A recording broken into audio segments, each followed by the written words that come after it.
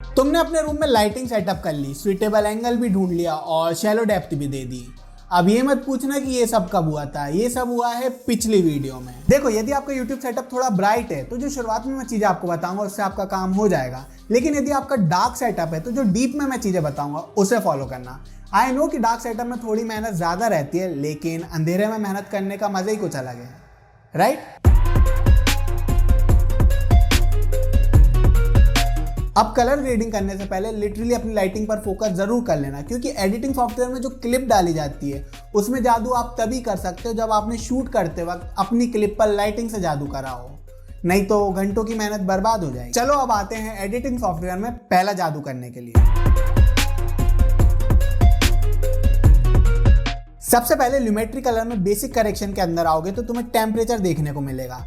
इसे ऑरेंज तरफ ले जाओगे तो तुम्हें वार्म टोन मिलेगा एंड इधर पर ले जाओगे तो ब्लूइश। अब it depends on the mood off your video, कैसा तुमने सेटअप रेडी करा है अपने लिए, बट पर्सनली मैं ब्लूइश टोन प्रेफर करता हूँ। अब टिंट को एडजस्ट करके देख लो, कभी कुछ अच्छा मिल जाए तो, लेकिन नहीं मिलता है तो जबरदस्ती कुछ मत करना। हाँ, एक चीज और कि सारी प्रॉपर्टीज को एडजस्ट करके जरूर देखना, क्योंकि कलर ग्रेड का कोई स्पेसिफिक मेथड नहीं होता जिसे अप्लाई करके तुम अपनी सारी क्लिप्स को कलर ग्रेड कर लो।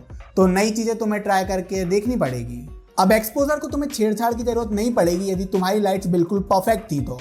कॉन्ट्रास्ट थोड़ा सा एडजस्ट कर लो अपने अकॉर्डिंग, लेकिन बिल्कुल minimal. And finally highlights and shadows को भी थोड़ा डिक्रीज कर दो, सो जो भी हार्श टोन रहती है ये उसे सॉफ्ट कर देता है। You are done with your basic correction. अब आ जाओ क्रिएटिव पार्ट पर। जैसे ही क्रिएटिव पार्ट पर आओगे तुम्हें फेडेड फिल्म की जरूरत कहीं भी नहीं पड़ने वाली है। तुम्हें जरूरत पड़ेगी शार्पन की, यदि तुम्हारी वीडियो थोड़ी सी ब्लर है तो। ये ब्लरीनेस को कम करने में हेल्प करता है। अब आते हैं मेरी फेवरेट प्रॉपर्टी पर। अब वाइब्रेंस से जो लेस सैचुरेटेड कलर्स हैं वो पॉप अप होकर आते हैं, और जो कलर्स पहले से ही ब्राइट है वहां पर कोई भी चेंजेस नहीं होता है। सो इस प्रॉपर्टी को एडजस्ट करके देखो एंड लिटरली ये तुम्हारी क्लिप में जान डाल देता है। एंड सैचुरेशन से तुम्हारे कलर्स और इंटेंस एंड विविड हो जाते हैं, सो इसे भी मिनिमल एडजस्ट करके देखना। अब आधे से ज्यादा काम तुमने खत्म कर लिया। अब आ जाओ कर्व्स पर। किसके? एडिटिंग सॉफ्टवेयर के। देखो, कर्व्स को समझना थोड़ा सा मुश्किल होता है, लेकिन तुम्हें सिंपली समझाने की कोशिश करता हूं और एक आइडिया तुम्हें दे देता हूं। अब सबसे नीचे ये आपका ब्लैक पॉइंट होता है, मतलब ऐसा एरिया जहां कोई लाइट नहीं होती है। देन आता है आपका शेडो पोर्शन, मतलब dark area with some light reaches. फिर आता है मिड टोन्स, जहां पर अच्छी खासी लाइट होती है।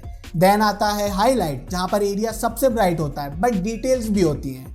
And last one is white, जहां पर डिटेल्स बिल्कुल नहीं होती हैं। तो कर्व्स को समझने के बाद हम बनाएंगे एस कर्व, जिसमें हाइलाइट्स को थोड़ा बढ़ाएंगे एंड शेडो वाले पोर्शन को थोड़ा कम करेंगे। दैट्स इट, इतना ही करना था। आई नो ये सब बचे हुए हैं, बट अभी तक तो मुझे ये समझ नहीं आए, तो मैं जनरली यूज नहीं करता हूँ। तो अब लास्ट पार्ट पर आते हैं एंड दैट इज, इसमें शेडोज में कोई चेंजेस करने की जरूरत नहीं होती है। मेन जो होता है वो है मिड टोन्स एंड हाइलाइट्स। अब हाइलाइट्स में यूज करता हूँ मूड के हिसाब से अपने एरिया को कलर टोन देने के लिए। जैसे इसमें मुझे थोड़ी ब्लूइश टोन की नीड थी तो ये हो गया ब्लूइश।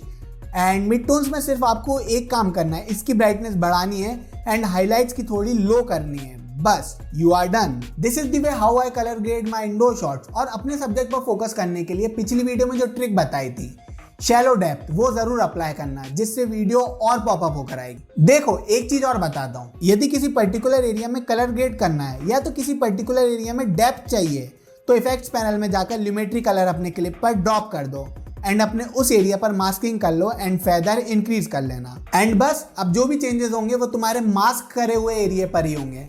एंड बिलीव मी, इसका यूज मैंने मेरी पिछली वीडियोस में बहुत करा है। लेकिन हमेशा ध्यान रखना कि कलर ग्रेडिंग कितनी भी कर लो, यदि तुमने उसे शूट ही गोबर जैसे करा है तो खुशबू की उम्मीद नहीं कर सकते हो। कलर ग्रेडिंग से तुम उस पर सिर्फ परफ्यूम का काम कर रहे हो।